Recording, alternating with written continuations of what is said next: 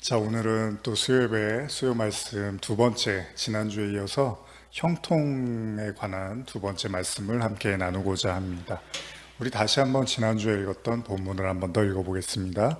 복 있는 사람은 악인의 꾀를 따르지 아니하며 죄인들의 길에 서지 아니하며 오만한 자들의 자리에 앉지 아니하고 오직 여호와의 율법을 즐거워하여 그의 율법을 주야로 묵상하는도다.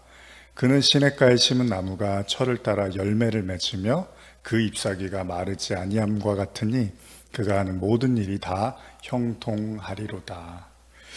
자, 우리는 지난 시간에 시편에 복 있는 자가 형통하리라라는 이런 말씀을 가지고 요셉을 한번 떠올려 봤죠. 요셉은요, 그야말로 기구한 인생을 살았던 사람이었습니다. 혹시 성경을 읽어보신 분들은 아시겠지만 나중에 요셉은 자신을 버렸던 형들과의 그 재회의 순간에 정말 하염없이 많은 눈물을 흘리게 되죠. 그것은 그가 얼마나 모질고 힘겨운 시간을 견디며 살아왔는지를 보여주는 모습이기도 합니다. 그리고 그러한 요셉의 고통의 시작, 우리가 지난주에 나눴죠. 요셉이 하나님이 주신 꿈을 꾸자마자 그런 어려움이 시작이 됐다는 것입니다. 요셉은 하나님이 주신 꿈, 즉 자신의 형들의 곡식단이 자신의 곡식단을 둘러싸고 절을 하는 그런 꿈을 꾸게 되죠. 너무 기쁘고 반가운 나머지 요셉은 형들에게 이 사실을 알립니다. 분명 요셉은 확신했을 겁니다. 하나님이 나를 이렇게 아끼고 사랑하시니까, 그리고 또 아버지 야곱이 자기를 너무나 사랑하는 걸 잘 알잖아요. 그렇기 때문에 그야말로 자신의 인생은 이제 형통할 것이라고 생각을 했던 거죠. 그야말로 탄탄대로를 걸을 거라고 생각을 했을 것입니다. 참, 이 형통이라는 게 우리 지난주에도 잠깐 말씀을 나눴지만은 우리가 생각하는 형통이 정말 지금 아마 요셉처럼 모든 것이 이제 잘 풀릴 거라는 걸 우리는 형통이라고 생각을 하는데, 오늘도 말씀을 나누겠지만 이렇게 정말 꿈을 꾸고 확신에 차서 하나님이 나와 함께 하시고 아버지가 이렇게 나를 사랑하고 또 이런 귀한 꿈도 꿨으니까 이제 나에게 좋은 일만 있을 거라고 생각했던 그 요셉에게 현실은 정반대였습니다. 꿈의 내용처럼 형제들이 자신을 둘러쌉니다. 그런데 문제는 자신에게 절을 하면서 존경을 표하는 것이 아니고요, 자신을 괴롭히고 심지어는 죽이려고 했다는 것입니다. 그리고 하루아침에 요셉은 애굽의 종으로 팔려가 버립니다. 그리고 성경은 그런 요셉에게 형통이라는 말을 붙이고 있죠. 분명 지금까지의 요셉의 이야기는 형통과는 거리가 멀어 보입니다. 그렇기 때문에 우리는 지난 시간에 성경이 말하는 형통과 우리가 생각하는 형통이 분명히 다를 것이다 라고 이렇게 말씀을 나눴죠. 심지어는요, 성경이 지금 이렇게 종으로 팔려간, 애굽의 노예로 팔려간 요셉에 대해서 그냥 형통이라고 하는 것도 기가 막힌데 범사에 형통했다라고 이런 표현을 쓰고 있습니다. 한번 본문을 읽어볼게요. 창세기 39장 2절 3절인데요. 여호와께서 요셉과 함께 하심으로 그가 형통한 자가 되어 그의 주인 애굽 사람의 집에 있으니 그의 주인이 여호와께서 그와 함께 하심을 보며 또 여호와께서 그의 범사에 형통케 하심을 보았더라. 범사에 형통하다. 우리의 생각에는 그가 하는 모든 일이 다 잘 된다 뭐 이런 의미인데, 아무리 생각해도 형제들에게 배신을 당하고 노예로 팔려간 요셉에게 이런 표현을 쓰기에는 뭔가 적절치가 않아 보입니다.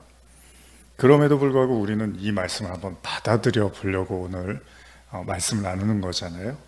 사실 인간적으로는요, 지금 요셉의 삶의 현장에서 일어나고 있는 이 모든 일을 범사의 형통이다라고 말하기에는 매우 어렵지만, 딱 한 가지 성경이요, 그 형통의 이유에 대해서 뒷받침해주고 있는 한 가지 표현이 있는데, 그건 뭐냐면 여호와께서 요셉과 함께 하심으로, 이런 표현입니다.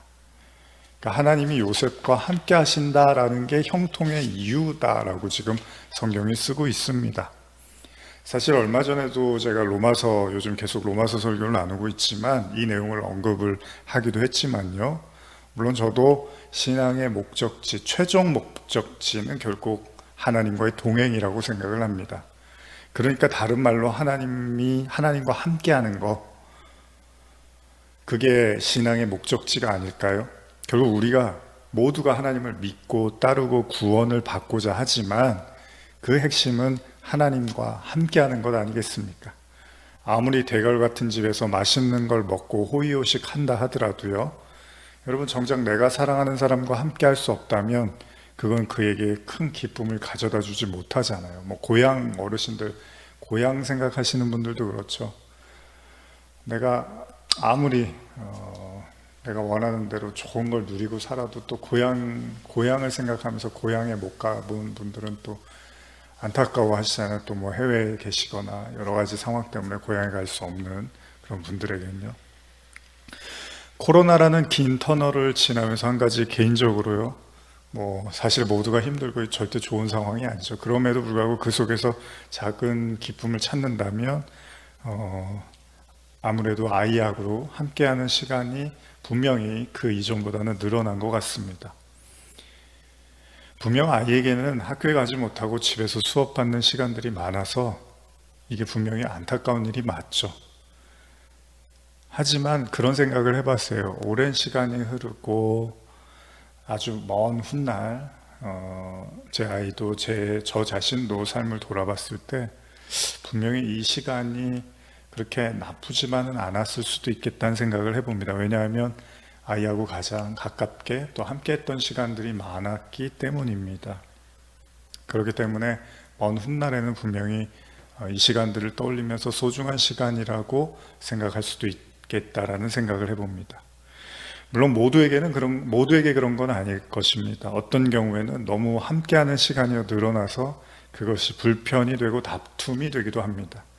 그렇기 때문에 사람은 적당히 거리를 두는 것이 인간관계를 유지하는 또 하나의 해법이라고들 말하기도 하죠.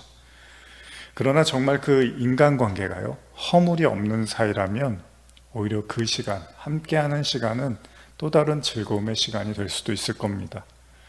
굳이 이러한 어려움의 시간에서 작은 의미와 행복을 찾는다면 말이죠. 얼마 전에 제가 영화 한 편을 봤는데 대략 이런 내용이었습니다. 도시에서 그 경쟁사회에서 막 취업을 하려고 굉장히 애를 쓰던 중에 지방에 계시는 이제 어머니 뭐 생신이었던 것 같아요. 찾아갔다가 이제 좀 머무르게 됐어요. 그러다가 우연히 마을에 있는 한 극장의 일을 돕게 됩니다. 뭐 사람도 별로 없고 그런 극장에 이제 사람이 필요해서 이제 일을 돕게 되는, 처음에는 뭐 별로 대수롭지 않은 일이라고 생각하면서 자기는 빨리 다른 일을, 서울에 올라가서 다른 일을 해야 되는 사람이라고 너스레를 떨면서 억지로 그냥 잠깐 도와주겠다라든 그렇게 말하던 청년은 어느새 그 일이 자신에게 편안함을 주고 또 거기서 만난 사람과 그리고 그 시간들이 자신에게 나름대로의 편안함을 주게 됩니다. 그리고 어느 순간에 그 바쁘고 치열했던 도시의 삶을 뒤로하고 극장에 남아서 결국은 계속 일을 하게 됩니다. 제가 잘 기억하는 게 맞다면 그 영화의 마지막 장면이 좀 인상 깊었는데 이런 거였어요. 이제 극장에서 일을 하기로 하면서 그 극장 앞에서 잠깐 이제 앉아서 이렇게 쉬고 있는데 땅바닥에서 올라오는 작은 그 꽃 한 송이를 보게 되죠. 그걸 이렇게 가만히 쳐다보면서 뭐 사진을 이렇게 핸드폰으로 찍었나 뭐 그러면서 이제 영화가 마무리를 합니다. 그동안에 지나치고 바라보지 못했던 것에 대한 어쩌면 여유가 생겼는지도 모릅니다. 가끔 예전 영화들을 보면 그런 장면을 보잖아요. 너무 바쁘게 살다가 하늘도 제대로 쳐다보지 못하고 살았는데 어느 날 바라본 하늘이 너무 맑고 아름다운 것이었습니다. 분명히 내 곁에 있었고 내 주위에 있었고 또 충분히 관심만 있었으면 볼 수 있었던 것들이 나중에서야 발견하게 된 거죠. 과연 요셉은 어땠을까요? 그 또한 하나님이 함께 하시다는 걸 본인도 느끼고 있었을까요? 생각지도 못하게 찾아온 거대한 폭풍과 같은 시련 앞에서 그도 하나님이 자신과 함께하고 계심을 느꼈던 것일까요? 만약 그랬다면 조금이나마 위안이 될 수 있었을 것입니다. 내가 형들에게 버림은 받았지만 그래도 하나님이 나와 함께 하시네요 라고요. 그리고 분명 우리는 요셉이 그랬기를 바랍니다. 그렇지 않으면 요셉이 얼마나 화가 치밀어 오르고 너무 분해서 아마 하루하루를 어떻게든 너무 화가 나서 살기가 너무 힘들었을 거예요. 그런데 성경을 보면 요셉이 충분히 그랬을 수도 있겠다는 단서가 되는 말씀을 볼 수 있는데요. 바로 우리가 앞절에 읽은 말씀인데요. 다시 한번 살펴보면 창세기 39장 2절 3절인데요. 다시 한번 읽어보면 여호와께서 요셉과 함께 하심으로 그가 형통한 자가 되어 그의 주인 애굽 사람의 집에 있으니 그의 주인이 여호와께서 그와 함께 하심을 보며 또 여호와께서 그의 범사에 형통하게 하심을 보았더라. 놀랍게도 하나님께서 요셉과 함께 하셨는데 이걸요 요셉만 느낀 것이 아니라 그의 주인 애굽 사람 보디발도 느끼고 보았다고 지금 성경이 기록하고 있습니다. 그리고 그냥 함께만 하시는 게 아니라요 그가 하는 일들을 범사에 이렇게 형통케 하시는 하나님을 주위 사람이 봤다는 거예요. 참 기이한 일 아닙니까? 애굽 사람 보디발의 눈에도 요셉과 하나님이 함께 하시는 것을 느낄 수가 있었다는 겁니다. 그렇다면 분명한 사실 하나는요 요셉이 그토록 모진 시련 앞에서 한 가지를 느꼈는데 그건 하나님이 자신과 함께 하고 계시다는 사실이었습니다. 형제들이 자신을 버리고 아무리 육신적인 아버지가 자신을 아끼고 사랑해도 하나도 도울 수 없는 그런 지경에 요셉은 하나님이 자신과 함께하고 계시다는 걸 느꼈다라고 볼 수 있다는 거죠. 왜냐하면 그의 주인 보디발도 요셉을 통해서 느끼고 있을 정도였으니 요셉이 못 느꼈을 거라고 말할 수 없다는 거죠. 어쩌면 요셉이 자신에게 불어닥친 이 모든 시련과 고통의 한복판에서 그를 버티게 할 수 있었던 가장 큰 힘은 하나님이 자신과 함께 하는 것이었겠죠. 그럼 우리가 이 점에서 한 가지를 떠올리게 됩니다. 그렇습니다. 바로 하나님께서 요셉에게 주셨던 꿈, 다른 말로 언약이라고도 하고 다른 말로는 말씀이라고도 하죠. 꿈을 꾼 요셉에게 바로 나타난 현실은 꿈과는 정반대가 되는 모습이었지만 막상 애굽에 팔려가고 극한의 상황에 맞닥뜨리게 된 요셉이요 하나님이 자신과 함께 하심을 믿었다면 분명히 요셉은 자신에게 주신 꿈에 대한 그러니까 하나님이 주신 꿈에 대한 믿음도 저버리지 않았을 거라는 겁니다. 그러니까 요셉은 하나님께서 주신 그 꿈이 결코 포기되어지거나 좌절되어지지 않을 거라는 믿음도 가졌을 거라는 거예요. 왜요? 하나님이 함께 하시는 걸 느꼈으니까. 우리가 보통 요셉을 지칭할 때요 꿈의 사람이라는 표현을 사용하기도 하는데요 그건 요셉이 자신이 꿈꾼 대로 하나님께서 그를 이끄셨기 때문이잖아요. 꿈대로 하셨기 때문에 꿈의 사람 요셉이라고 하잖아요.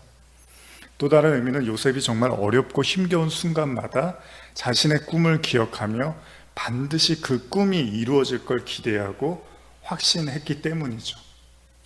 그러니까 요셉을 버티게 해준 것은 물론 하나님이 동행하시는 거였고 또 다른 의미에서는 하나님이 주신 그 꿈에 대한 소망이 있었을 거라는 거예요.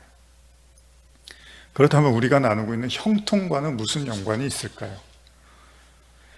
요셉이요 꿈을 꾸고 찾아왔던 모든 그 시련 속에서 사실 하나님은 그 꿈을 지금 현실로 이루어 가기 위한 작업이었던 거잖아요. 사실 이것은 아브라함의 이야기하고도 비슷해 보입니다. 아브라함도 그랬습니다. 후손을 주시겠다는 하나님의 약속이 있었지만 그에게는 25년이나 빈손이었죠. 그래서 아브라함이 굉장히 방황하고 힘겨워하죠. 그리고 실수도 많이 합니다. 그러나 사실 그렇다고 해서 하나님이 그 약속을 저버리신 건 절대 아니었죠. 우리가 모두 아는 것처럼 하나님은 그 언약을 성취하십니다. 하나님은 아브라함을 단 한순간도 포기하시거나 떠나신 적은 없었습니다. 인간은 기대하고 바라는 것이 이루어지는 순간이 하나님이 나와 함께 하시는 순간이라고 고백할지는 모르지만요, 요셉의 이야기처럼 기대하고 바라는 것이 이루어지지 않고 심지어는 정반대로 돌아가는, 그리고 예기치 못한 시련과 고통이 찾아오는 순간에 직면한다 하더라도요, 성경의 가르침은 그럼에도 우리 자신은 하나님이 우리 자신과 함께 하시는 걸 인정하라고, 그리고 고백하라고 말씀하고 있다는 거죠. 사실 이게 어렵습니다, 여러분. 지금 많은 어려움들이 있고, 그래서 어떻게 보면 하나님을 또 떠나고 하나님을 등지고 또 하나님을 외면하고 하나님에 대해서 더 이상 소망을 갖지 못하는 또 많은 성도분들이 계실 수 있습니다. 그만큼 이제 마음이 짓눌리고 어려운 거죠. 그러다 보면 하나님이 나와 함께 하시다 이런 게 고백을 한다 하더라도, 또 옆에서 설교를 해준다 하더라도 별로 이렇게 감흥이 오지 않을 수도 있어요. 의미가 없을 수도 있다는 겁니다. 함께 하시는데 어쩌라고, 함께 하시는데 뭘 나를 도와주시고 있어, 함께 하시는데 나는 왜 이래, 왜 이렇게 살아야 돼. 그러나 성경의 기록은 하나님은 자기의 이름을 위해서라도 반드시 약속한 것을 이루실 거라는 거죠. 아마 요셉도 그랬을 거예요. 꿈을 꾸고서 얼마나 절망이 컸겠어요. 꿈대로 될 줄 알았는데 전혀 삶은 완전히 바닥을 치고 반대로 돌아가고 있으니까요.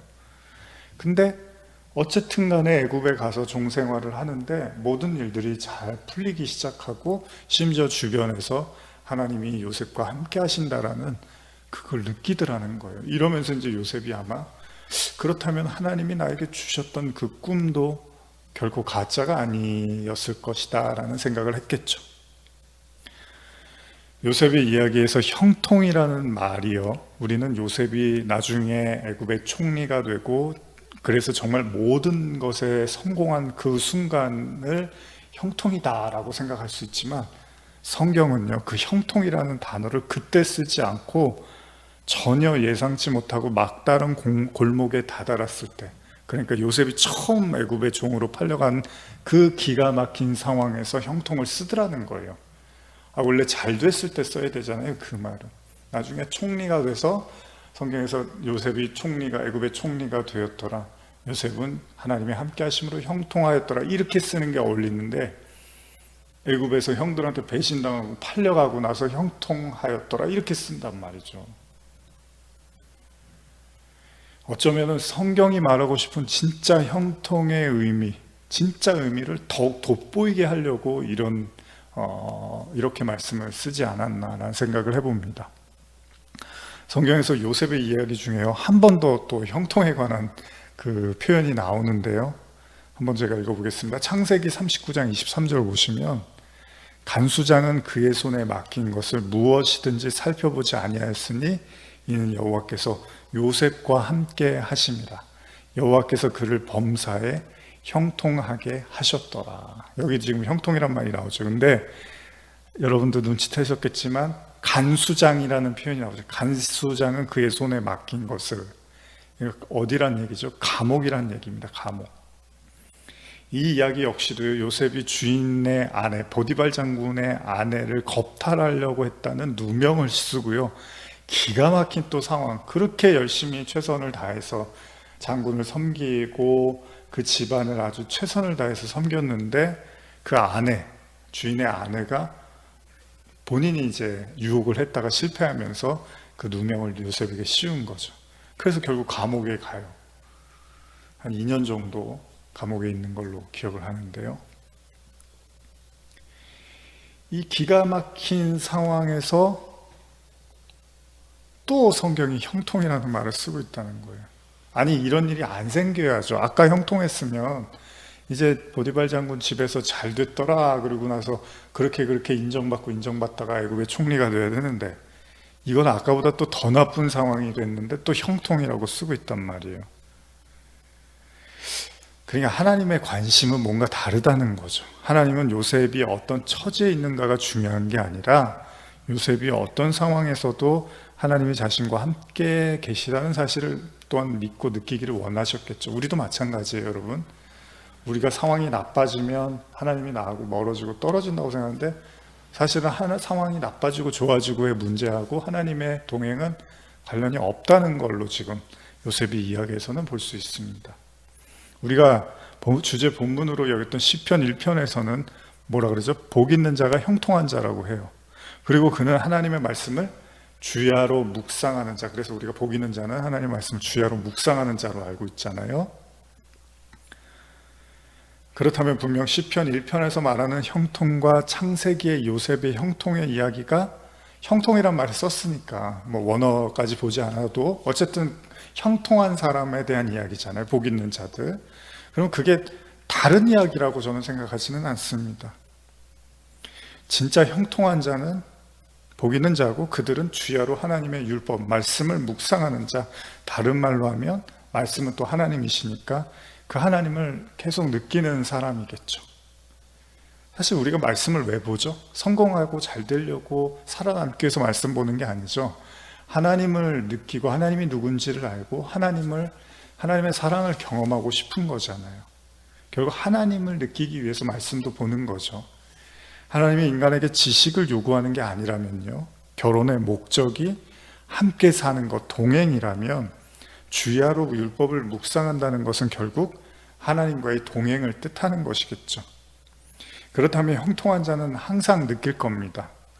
밤낮으로 자신에게 하나님이 함께 하시고 동행하신다는 것을 항상 느낄 거라는 거예요. 그게 형통한 사람이라는 거예요. 그리고 그는 하나님과 끊임없이 소통하고 대화하겠죠. 물론 그것이 꼭 언어, 기도를 해서 말을 하고 꼭 그런 것에 한정될 필요는 없습니다. 언어를 넘어서 우리에게는 마음이라는 게 있기 때문에, 생각이라는 게 있기 때문에 언제든지 그분과 연결돼서 소통할 수 있다는 겁니다. 그렇기 때문에 시편의 기자는 이런 하나님을 생수라든지 시냇물로도 묘사했는지도 몰라요. 여기 시편 1편 3절 보시면, 그는 시냇가에 심은 나무가 철을 따라 열매를 맺으며 그 잎사귀가 마르지 아니함 같으니 그가 하는 모든 일이 다 형통하리로다. 시냇가에 심은 나무, 그쵸? 당연히 나무는 물을 받아야 되죠. 그래서 시냇가, 하나님의 그 생수, 생명수를 공급받는 나무, 그들이 바로 형통한 자다. 그러니까 하나님과 가장 가까이 밀접하게 친근하게 붙어있는 삶, 그것이 형통한 삶이다 라고 지금 이야기하고 있는 것 같습니다. 우리는 지금 예기치 않게 찾아온 거대한 시련 앞에 서 있습니다. 그리고 꼭 이것이 아니더라도요, 각 개인마다 또 겪고 있는 수많은 아픔과 위기의 파도에 어쩔 줄을 모르며 아파하고 또 눈물 흘릴지도 모릅니다. 그리고 오늘 요셉은 그런 우리에게 말하고 있는지도 모릅니다. 만약 그 어떠한 순간에도 하나님이 나와 함께 하시다는 것을 인정하고 고백할 수 있다면 그 자체가 형통이라는 것입니다. 어쩌면 형통은 우리의 눈에 보이는 것이 아니라 저와 여러분들의 마음과 생각으로 그냥 주야로 하나님을 느낄 수 있다면, 주야로 하나님이 나와 함께 하시다는 것을 계속해서 느끼고 생각하고 고백할 수 있으면 바로 그 자체가 형통인지도 모릅니다. 요셉이 총리가 돼서, 요셉의 꿈이 이루어져서, 요셉이 형제들을 다시 만나서, 요셉이 아버지를 다시 만나서, 물론 다 좋은 일이에요. 그리고 반드시 우리의 삶에도 이런 축복이 일어나야 됩니다. 그러나 그것보다 더 중요한 건 요셉이 형제들과 떨어지고 아버지와 떨어지고 또한 자기의 고향 땅에 있지 못하고 노예의 신세로 타국에서 또 누명도 씌우고 아픔과 고난의 시간을 보냈지만 그가 주야로 하나님이 함께 하시다는 걸 느꼈기에 성경은 그를 형통한 자라고 말하고 있습니다. 오늘 말씀을 듣는 모든 성도분들, 마음속에 아침과 저녁으로 하나님이 나와 함께 하심을 인정하고 고백하심으로써 우리에게 다가오는 이 모든 어려움과 시련과 환난 속에서 형통한 자로 살아가시기를 간절히 축복합니다. 기도하시겠습니다. 하나님 아버지,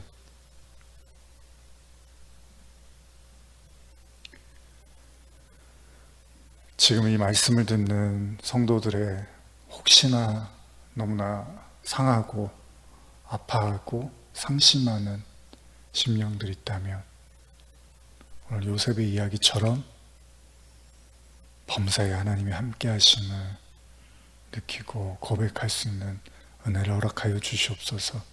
감사드리며 예수님의 이름으로 기도드립니다. 아멘.